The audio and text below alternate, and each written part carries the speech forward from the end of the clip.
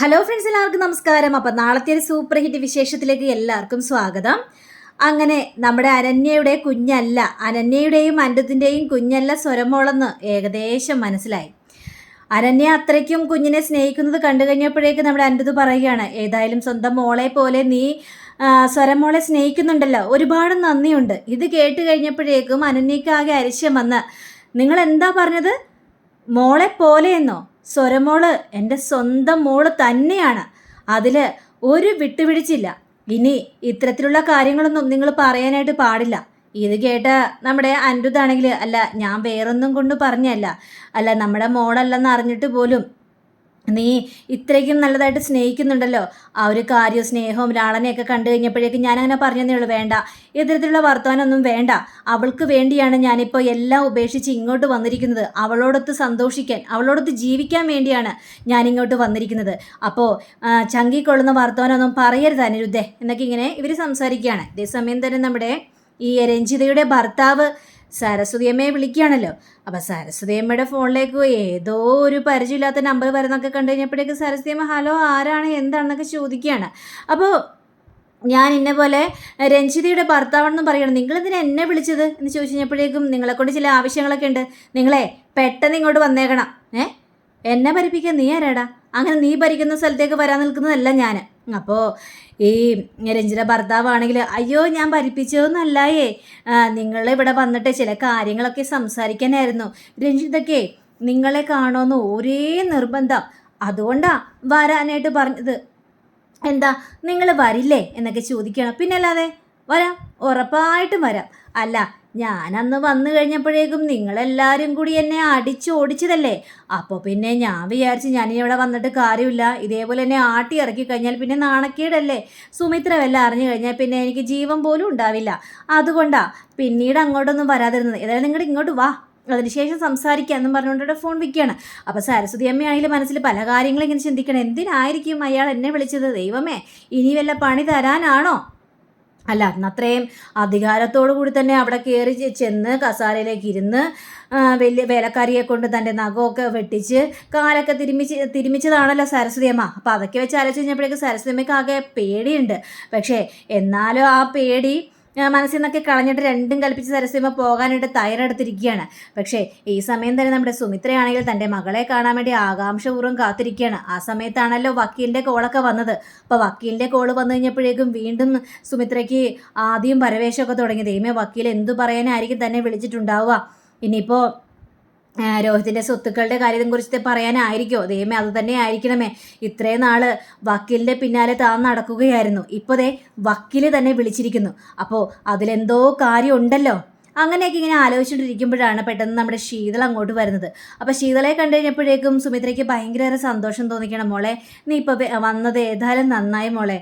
മനസ്സിലെ വല്ലാത്ത ദുഃഖം ഉണ്ടായിരുന്നു. എന്തിനാ അമ്മ എന്തിനെ കിടന്നിങ്ങനെ ദുഃഖിക്കുന്നത്? നിൻ്റെ കാര്യം ആലോചിച്ചിട്ട് തന്നെയാണ് മോളെ എനിക്ക് ദുഃഖം.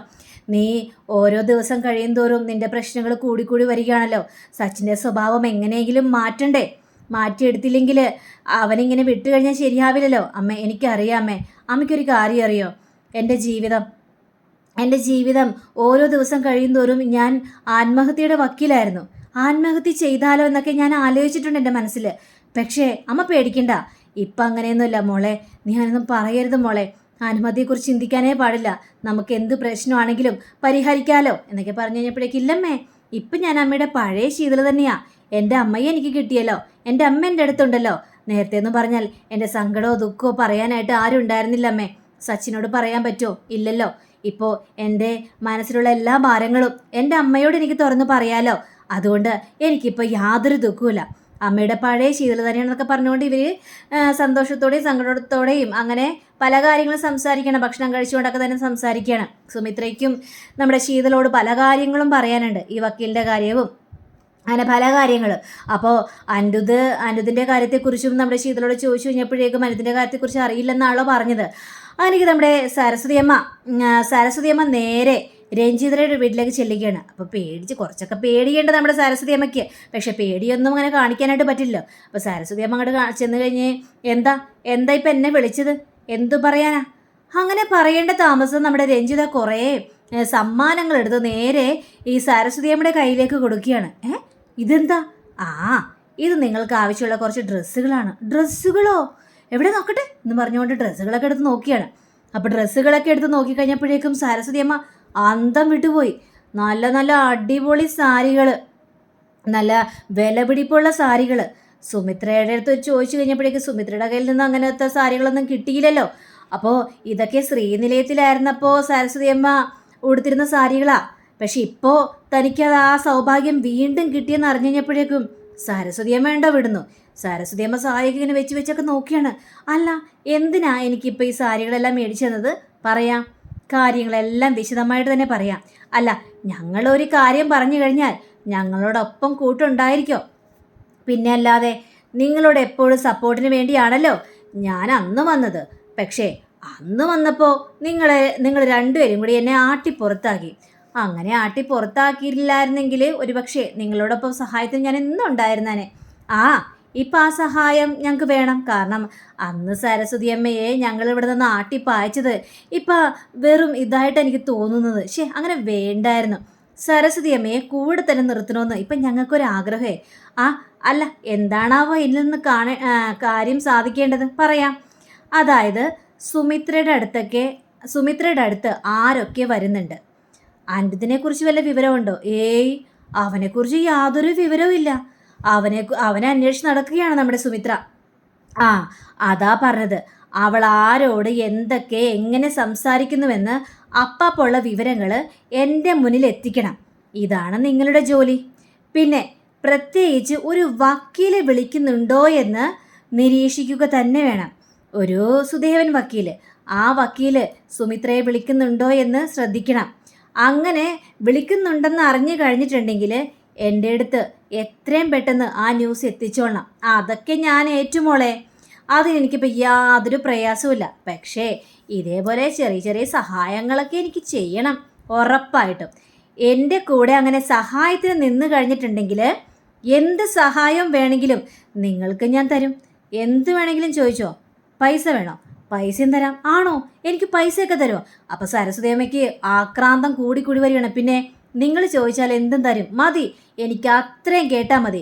ഇനി നിങ്ങളുടെ കൂടെ ആയിരിക്കും ഞാൻ എപ്പോഴും. സുമിത്രയുടെ വീട്ടിൽ എന്ത് നടന്നാലും അപ്പോൾ നിങ്ങളുടെ ചെവിയിലെത്തും എന്ന് സരസ്വതി അമ്മയും വാക്ക് കൊടുക്കുകയാണ്. പിന്നീട് നമ്മുടെ അനിരുദ്ധിനെ കാണിക്കുകയാണ്. അപ്പോൾ അനിരുദ്ധാണെങ്കിൽ, അല്ല അനന്യെ, ഞാനൊരു കാര്യം നിന്നോട് ചോദിക്കട്ടെ.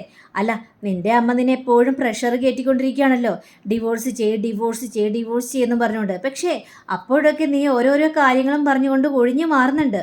അതെന്തിനാ? എനിക്ക് മനസ്സിലാവുന്നില്ല. അമ്മ പറയുമ്പോൾ നീ ഡിവോഴ്സ് വേണ്ട എന്നൊക്കെ പറഞ്ഞുകൊണ്ട് നീ ഒഴിഞ്ഞൊഴിഞ്ഞു മാറുന്നുണ്ട്. പക്ഷേ അതെന്തുകൊണ്ടാണെന്നൊന്നും എനിക്കറിയില്ല. പക്ഷെ എൻ്റെ മനസ്സിലുള്ളൊരു കാര്യം ഞാൻ നിന്നോട് പറയട്ടെ. എനിക്ക് നിന്നോടും മകളോടൊത്ത് ജീവിക്കാനാണ് ഇഷ്ടം. ഇനിയുള്ള കാലം നിങ്ങളുടെ രണ്ടുപേരോടും ഒത്ത് ജീവിക്കാനാണ് എനിക്ക് താല്പര്യം എന്നൊക്കെ എൻ്റെ തുറന്നു പറയുകയാണ്. അപ്പോൾ നാളെ നീ എന്തായിരിക്കും സംഭവിക്കാനായിട്ട് പോകുന്നത്? അപ്പോൾ നല്ല കിടിലൻ ടെസ്റ്റോട് കൂടി തന്നെയാണ് നാളത്തെ എപ്പിസോഡും ആരംഭിക്കാനായിട്ട് പോകുന്നത്. അപ്പോൾ എല്ലാവരും കാത്തിരുന്ന് കാണണേ. അപ്പോൾ എല്ലാവർക്കും നല്ലൊരു ശുഭരാത്രി ആശംസിച്ചുകൊണ്ട് തന്നെ നമസ്കാരം. Thank you. See again. By.